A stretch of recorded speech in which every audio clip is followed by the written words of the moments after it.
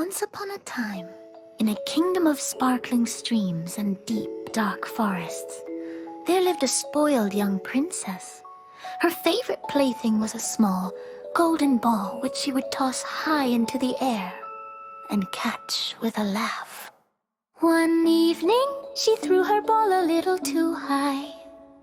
Its sword glinted in the last rays of light and fell into the deep, murky well with a soft blink. The princess peered into the darkness, but saw only her own worried reflection.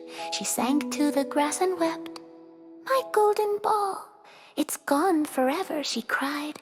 A small croaking voice startled her. "Why do you weep, princess?" She looked down and saw a fat green frog, his head poking out of the water. "My ball fell in," she sniffed, wiping her eyes.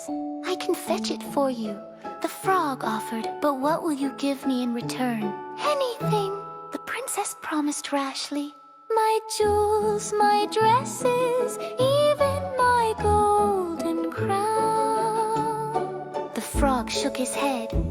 "I don't want your jewels or your crown. I want you to let me eat from your golden plate, drink from your golden cup, and sleep on your silken pillow. Promise me this, and I will fetch your ball." The princess thought this was a silly request, but she wanted her ball so badly she agreed without a second thought. "Yes, yes, I promise." The frog dove into the water and disappeared. Moments later, he surfaced holding the golden ball in his mouth.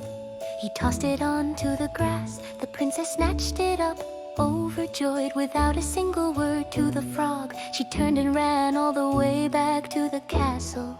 "Wait," the frog croaked, but she was gone. The next evening, as the princess sat down to supper with the king, a strange sound echoed from the marble steps outside.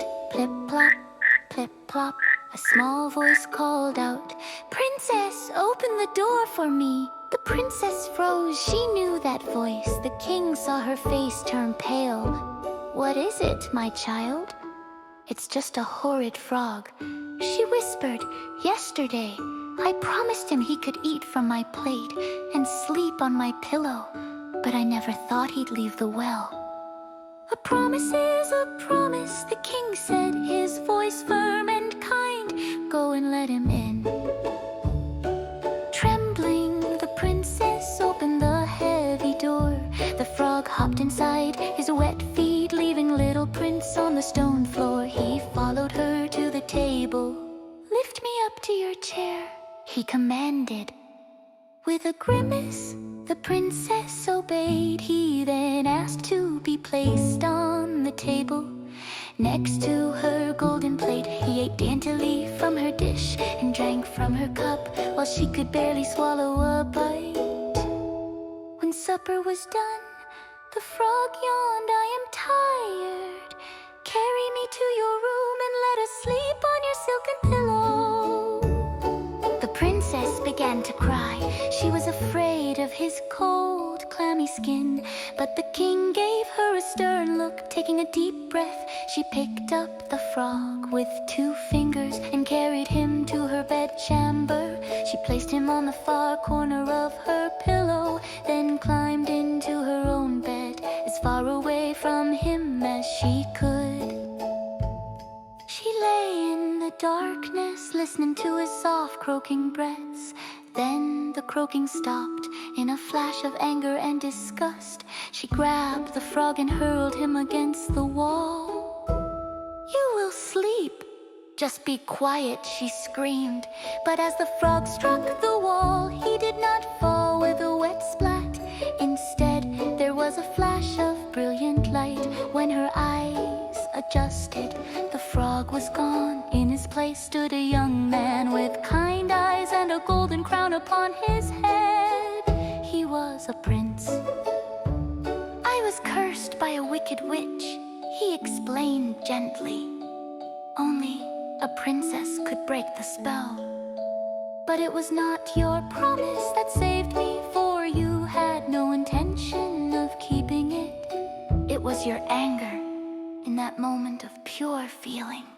the magic shattered. The princess was speechless, filled with shame for her behavior. The prince, however, did not seem angry. He smiled, "Will you walk with me in the garden?" She nodded, and they walked out into the moonlit night. He was kind and wise, and they talked until the stars began to fade. The spoiled princess, who had learned a hard lesson about promises and kindness, had found a true friend. The very next day, with the king's blessing, they were married, and the frog prince, for that is what he would always be in her heart, lived with his princess happily ever after.